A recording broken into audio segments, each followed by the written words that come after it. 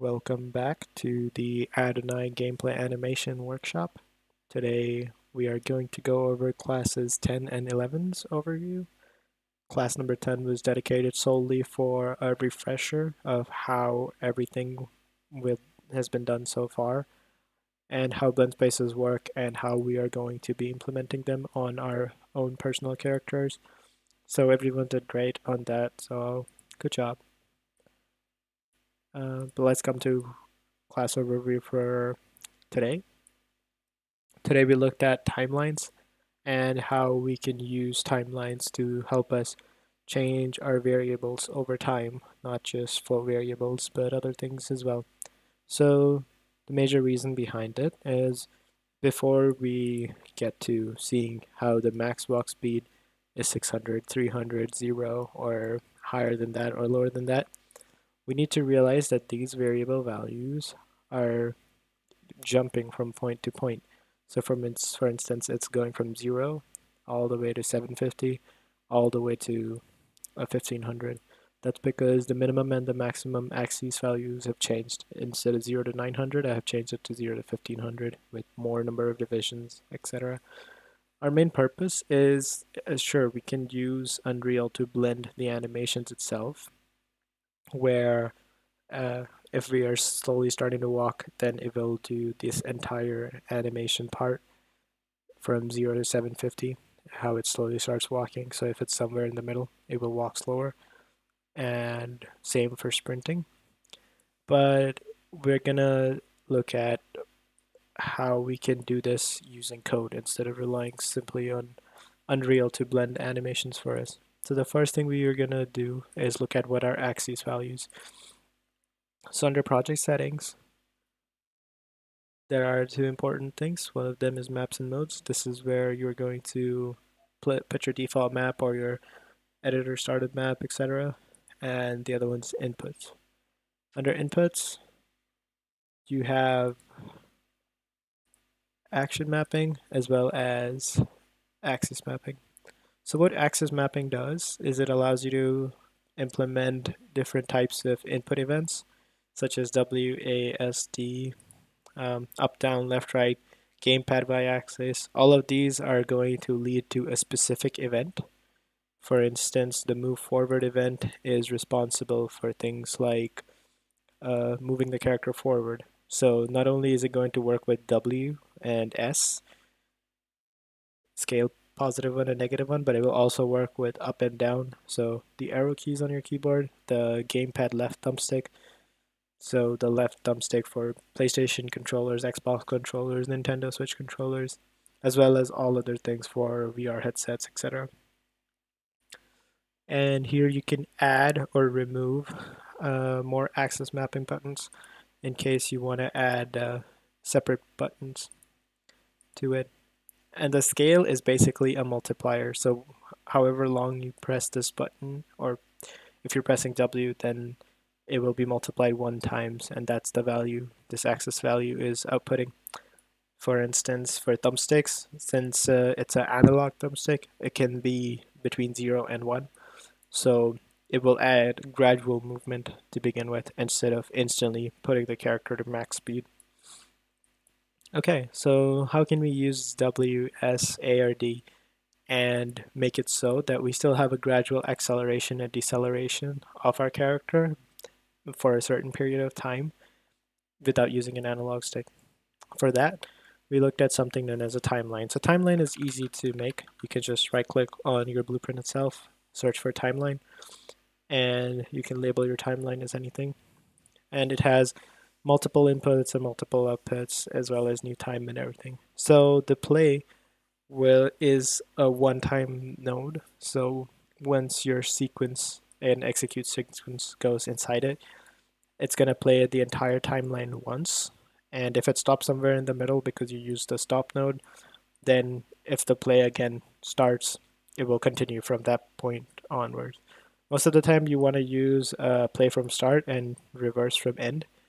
These are going to basically make sure you are starting at the endpoints of the timelines. Okay, and then the final one is set time.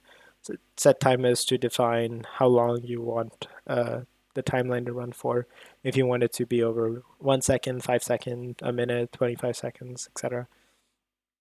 Okay, so before we dive into what's inside the timeline, let's also look at the outputs. So there are two outputs that can be received. One of them is finish. This runs whenever the set action within the timeline is done. So if it's play from start from 0 to 100 at 100, the finished execute node is going to be played. And if you do reverse from end, so it will start from 100, go all the way to 0, and then it will play this. But the other kind of node is the update node. This is similar to the event tick custom event. Event tick custom event basically sends out an execute node every single tick. So basically every single frame of the game working. All right. So it's similar for update as for the entire time the timeline is running, it's going to constantly keep updating whatever you want out of it. So this service node keeps going on and on.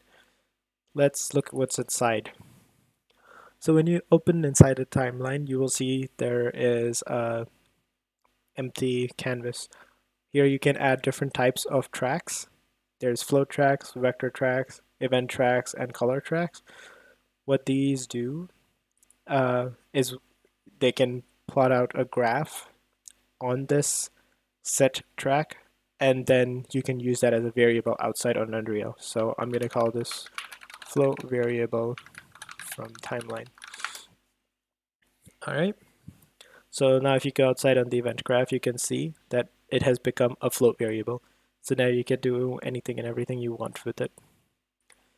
Then in order for you to make a use of it, you want to set the time. So the length defines the time. So I'm going to put it to 3 seconds. Okay. And then you just need to right click, add points.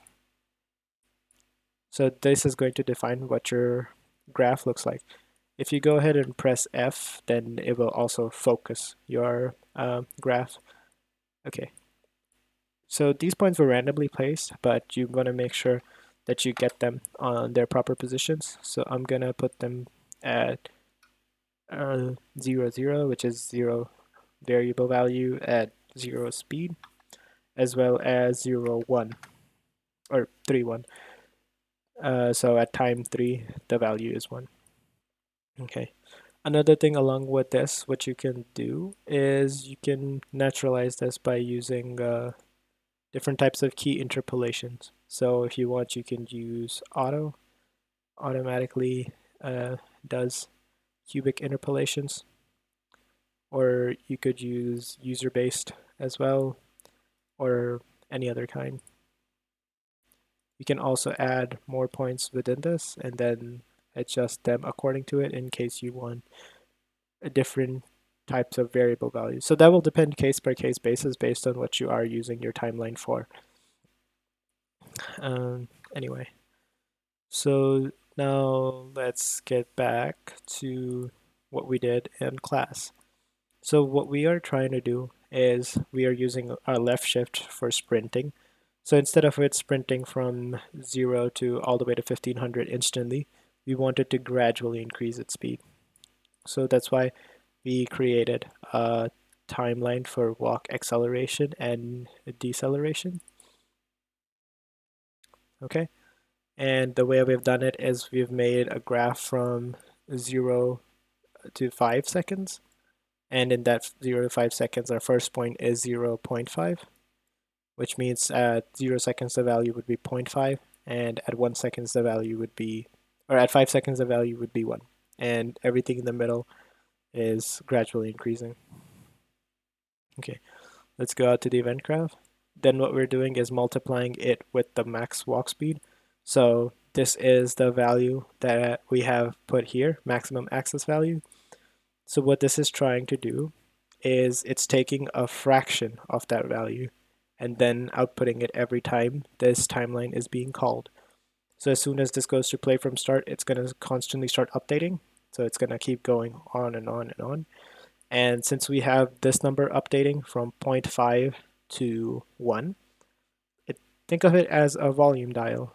The volume is at 50%, and then you're slowly increasing it all the way up to 100%. And we're just multiplying that with the walk speed. And we're using that as a result and plugging that into the max walk speed. And we also have it set up so we all can see what it is doing on a print string. So that's just a pen with a max walk speed converted to string and then printing it out. And we just duplicated this and we're playing it from end.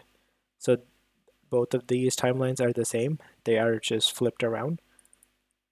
They're the same timeline, but they're just flipped around in the sense like you're using reverse from end. So instead of accelerating, instead of going to 1500, it's going to come back from 1500. So let's go ahead and run this real quick. And we can see right now our character is doing the jog, and as soon as I press the sprint button, which is shift, you can see the current speed is increasing. And then our character starts sprinting. And as soon as I release the sprint key, then our character is slowly going to stop down until it finally starts jogging again. Okay, and that's how you can increase and decrease the speed of your character based on a variable timeline. You can also use this timeline to have vector, event, and color tracks. So what these are going to do is you can basically have, did I get an event track as well? Okay. So this is a vector track. Vectors are obviously a combination of 3 floats. So you can place values on those. For instance, you add key to all curves, and then use that for color. This is mostly used for material parameters and functions. And then finally, this is for execute. So how many times you want something to execute over time instead of it constantly updating over and over again. If you wanted to update every 5 seconds or every 10 seconds or every 2 seconds, you can use the timeline for that too. And that's all we learned today.